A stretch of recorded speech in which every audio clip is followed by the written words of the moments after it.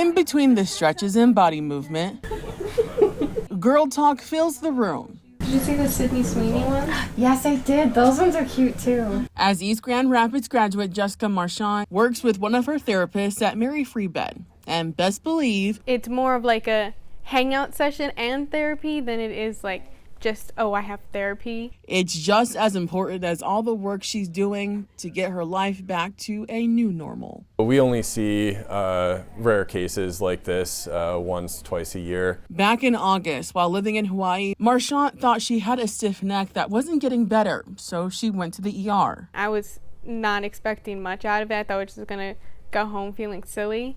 But it all happened so fast. But doctors quickly realized that it was more than that. She suffered from strokes in both her spine and brain. Her mom, Tammy Victorino, You're living in a nightmare. That's what all of us were. says she knew she had to get her daughter back to Michigan. It was a struggle. I believe it was the hardest thing I've ever done is get her back here from Hawaii. So with the help of her family, community, and strangers, the family raised enough money to bring her back to Grand Rapids. She's working with doctors like Spinal Cord Injury Program Director Jonathan Vandenberg. She has something called C4 quadriplegia, and so she has challenges moving her arms and her legs, also difficulties moving her bowels and bladder. He's helping her to learn how to do simple things all over again, and he says she's making strides. I think at Jess's young age, she has shown so much fight through all of this and so much resilience. But if you ask her mom, she says that's not surprising. From the beginning, I've always said Jesse's a fighter.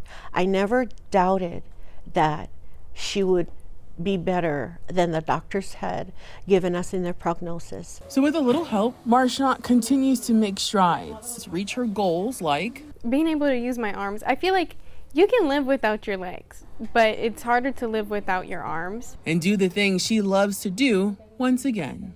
I'm looking forward to being able to go to the movies again. I always loved going to the movies.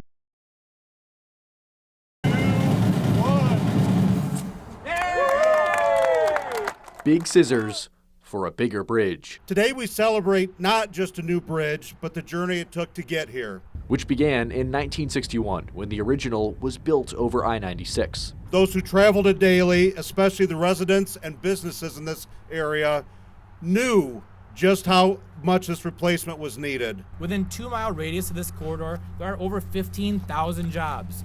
And new companies come here to work, and they rely on infrastructure that works for them, for their employees, for deliveries, for access. For State Senator Mark Huizinga, the project is personal. Yeah, it says a true partnership. I got the money and she did the work. His daughter Elena worked on the bridge as a construction engineer for MDOT. It was kind of fun to come out here with her and see the construction in action.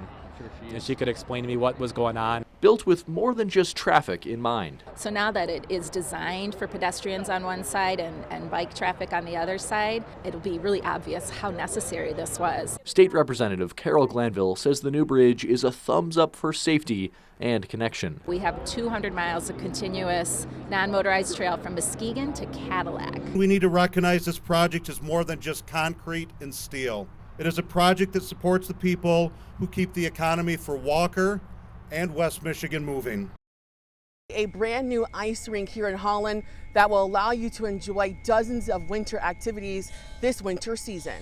A project that is 90 years in the making is finally close to being done. We like to do things the right way here in Holland, and I think this project is really doing that. That's Holland Assistant City Manager Dan Van Dyken talking about the newest ice rink coming to the city. This rink will be the largest ribbon ice rink in the state that'll offer ice skating, curling, fire pits, and more. Come down, have dinner, shop downtown, walk on the snowmelt, and then come out and ice skate out here with your family or your loved one. The more than $11 million project has been in the works for the last 90 years. It will function as a spot people can enjoy even beyond winter. We have park programming with kids, and if it's raining, we can just shut those doors, bring them in here to do that.